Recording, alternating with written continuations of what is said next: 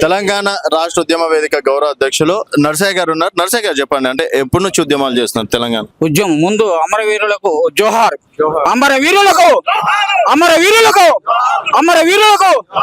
ఉద్యమం ఎలా పుట్టింది, ఎక్కడ పుట్టింది, ఎలా జరిగింది అని పుట్టుపూర్వత్వం అంతా మా దగ్గర ఉంది.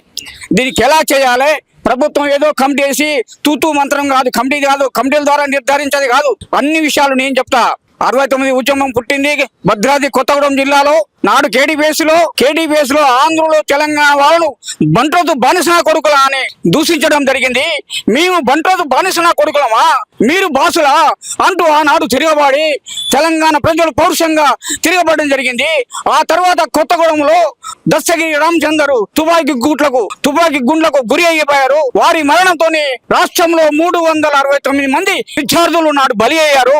ఆ బలితోనే ఆనాడు చెన్నారెడ్డి, ఆ తర్వాత కాసు బ్రహ్మాందరెడ్డి ముఖ్యమంత్రిగా ఉన్నారు. ఇంద్రారెడ్డి గారు ఈ చెన్నారెడ్డి గారికి ముఖ్యమంత్రి ఇచ్చి ఎంగరావు గారికి హోమ్ మినిస్టర్ చేసి ఉద్యమాన్ని చల్లార్చారు. ఆ తర్వాత అది సర్దుమణిపోయింది. ఇప్పుడు 2014 వరకు ఆనాడు కష్టాలు, నష్టాలు, అవమానాలు, ఆపదలు అన్నిటినీ, చీకటి జైలు, లాంటి దెబ్బలు అన్నిటినీ అనుభవించి బ్రతుకులు బజారు పాలై, కుటుంబాలు చిన్న భిన్నమై, ఉద్యోగాలు లేక, జీవనోపాధి లేక, ఈనాడు ఉద్యోగాలు రోడ్డు మీద ఉంటుంటే, ఉద్యమకారులు రోడ్డు ఉంటే ఎవడొప్ప సొమ్మని మీరు పరిపాలన చేస్తున్నారు. ఈనాడు ఇవాళ ఈనాడు ఉద్యమకారుల ఆవేదన మీకు తెలియాలి. ఉద్యమకారులు లేకుంటే రాష్ట్రం వచ్చేదా? మీరు పాలకులు అయ్యారా కాదా? మరి అన్నింటికి మూలం ఎవరో ఉద్యమకారులు. తల్లి పాలు తాగితే కదా అయింది. మరి ఆనాటి ఉద్యమకాలంలో లేకపోతే పాలకులు కాదు, రాజ్యం వచ్చేది కాదు. మరి ఉద్యమకాలను మీరు ఎందుకు గుర్తించడం లేదు? This first point. ఇంకోటి, ఉద్యమకాలను ఎట్లా గుర్తించాలంటే చెప్తాను. ఇట్లా కమిటీల ద్వారా కాదు, త్రూఅవుట్ ముఖ్యమంత్రి ఏం చేయాలి? ఫస్ట్ ఆఫ్ ఆల్ రెవెన్యూ డిపార్ట్మెంట్కి పంపాలి. ఆ జీవోను నేను సాధించడం జరిగింది.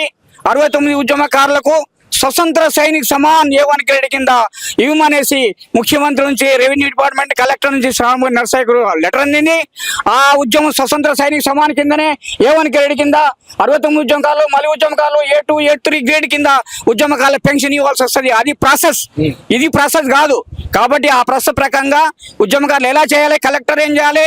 ఆర్డీఓ చేయాలి, ఆర్డీఓ డిఆర్ఓ చేయాలి, డిఆర్ఓ ఎంఆర్ఓ చేయాలి, ఎంఆర్ఓ ఆ రకం చేసి డిసిజన్ తీసుకొని ఉద్యమకాలు గుర్తించి వాళ్ళ పెన్షన్ ఇవ్వాలి. వాళ్ళ ధర్మము, వాళ్ళ నైతిక విలువ ఉంటే వాళ్ళు ఈ యొక్క ఉద్యమకాలను గౌరవించి పెన్షన్, ఏం పెన్షన్?